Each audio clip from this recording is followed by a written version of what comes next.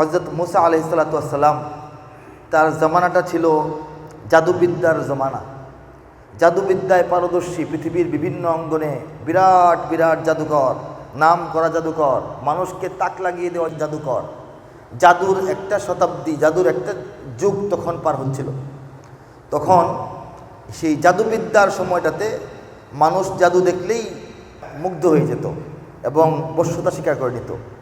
আল্লাহ রাব্বুল আলামিন হযরত মুসা আলাইহিস সালাতু ওয়াস সালামকে একটা লাঠি দান করছিলেন। লাঠি, এই লাঠিটা সাধারণ লাঠি, গাছের লাঠি। এটা কোনো স্বর্ণের তৈরি লাঠি না, অন্য কোনো মূল্যবান পদার্থের তৈরি লাঠি না, সাধারণ গাছের লাঠি, কাঠের লাঠি, বেতের লাঠি, এরকমই একটা লাঠি।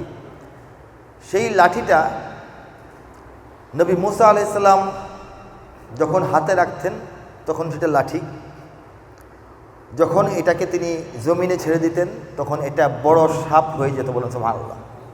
চাক্ষুষ একটা সাপ হয়ে যেত, অজগর সাপ। যখন তিনি এই লাঠিটাকে জমিনের মধ্যে গেড়ে দিতেন, পুঁতে রাখতেন, তখন সঙ্গে সঙ্গে এটা ডালপালা ছড়িয়ে পত্রপল্লবে সুশোভিত একটা বৃক্ষ হয়ে যেত এবং তাকে ছায়া দান করতে। বলেন সুবহানাল্লাহ।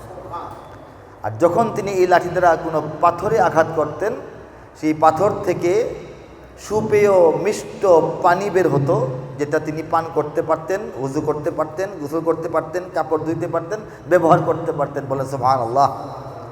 এবং এই লাঠি যখন তিনি পানির উপর মারতেন তখন এটা একটা সড়ক, একটা সেতু হয়ে যেত। বলেন সুবহানাল্লাহ। এই লাঠির নানাবিধ ব্যবহার হযরত মুসা আলাইহিস সালামের হাতে ফেরাউনের গোষ্ঠী দেখেছে। কিন্তু বাস্তবতা হলো, যারা রাসূলদেরকে পিড়াপিড়ি করত, চাপাচাপি করত মুজিজা দেখানোর জন্য, সেই মানুষগুলি মুজিজা দেখার পর ঈমান আনত না। এটা হলো ঐতিহাসিক বাস্তবতা। অন্য লোকজন আশপাশ থেকে দেখতো এবং ঈমান আনত, কিন্তু যারা দাবি করলো যে দেখান তো, পারলে দেখান, দেখাইলে ঈমান আনবো, এই কথাগুলি যারা বলতো স্পষ্টভাবে, তারা কখনো ঈমান আনে নাই। এটা সব নবীর যুগে ঘটেছে। মুসা আলাইহিস সালামের এই লাঠির অনেক রকমের কারিশমা যখন আল্লাহ রাব্বুল আলামিনের হুকুমে বনি ইসরায়েলের সামনে এবং কিপ্তিদের সামনে, ফেরাউনের গোত্র বংশের সামনে প্রদর্শিত হলো, তারা কি ঈমান এনেছিল? তারা ঈমান আনার জন্য যথেষ্ট হওয়া সত্ত্বেও তারা ঈমান গ্রহণ করে নাই।